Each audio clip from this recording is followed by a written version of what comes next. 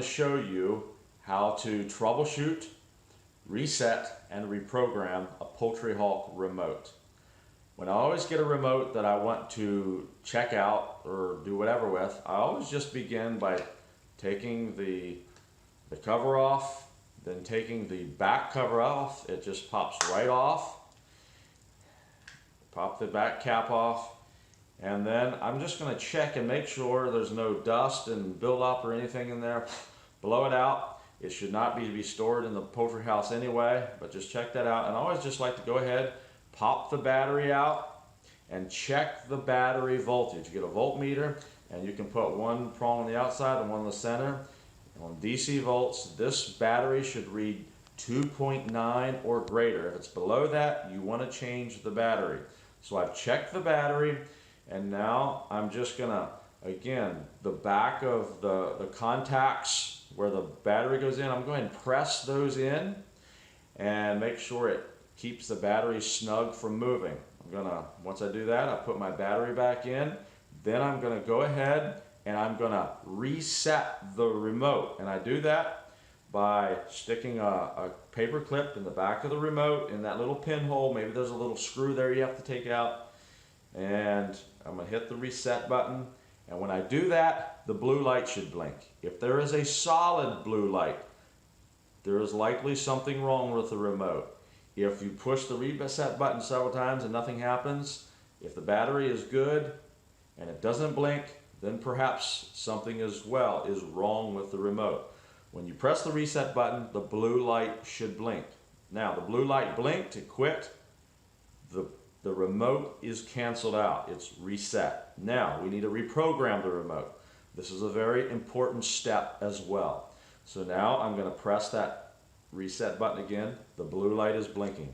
Now what we will do is we will press each button individually.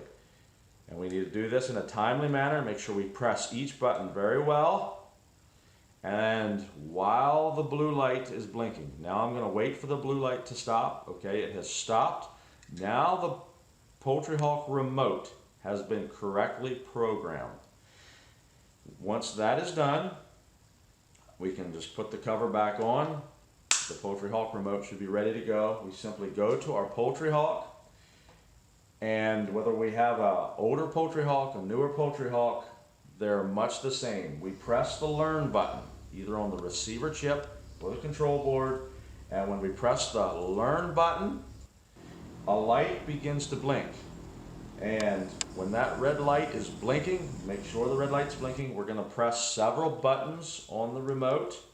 Press all the buttons, doesn't really matter, just several of the buttons need to be pressed, and then that pairs it back to the Poultry Hawk. Do not press the reset button or anything at this point. That actually cancels everything back out.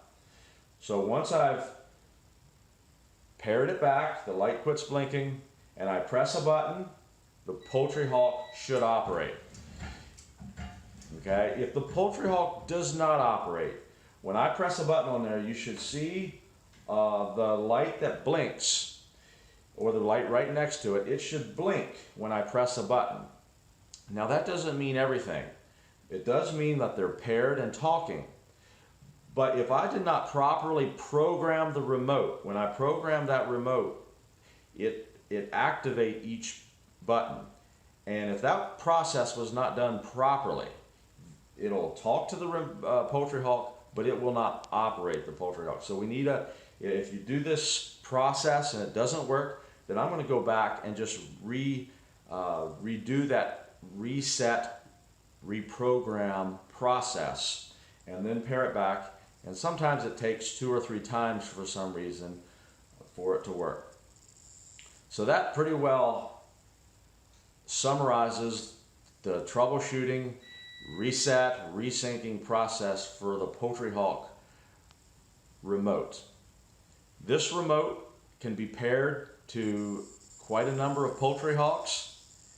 And so you can use that as you're trying to troubleshoot the Poultry Hawk. If you know another Poultry Hawk and remote is working fine, take this remote to another Poultry Hawk, simply pair it and see if the remote works. If it works, then If this remote works on another poultry hawk, then perhaps then the control board or something else is wrong with the poultry hawk that you're looking at. If it doesn't work, then you know it's probably the remote. And if you have a remote that is synced to several poultry hawks, again, you can come in, hit that reset button, it cancels the remote, it cancels its sync with all the other poultry hawks. Then you'll simply reprogram the buttons again, and then you'll go back to whatever poultry hawk that you want to sync this remote to, and it should work. Hope this helps you out in running your poultry hawk system.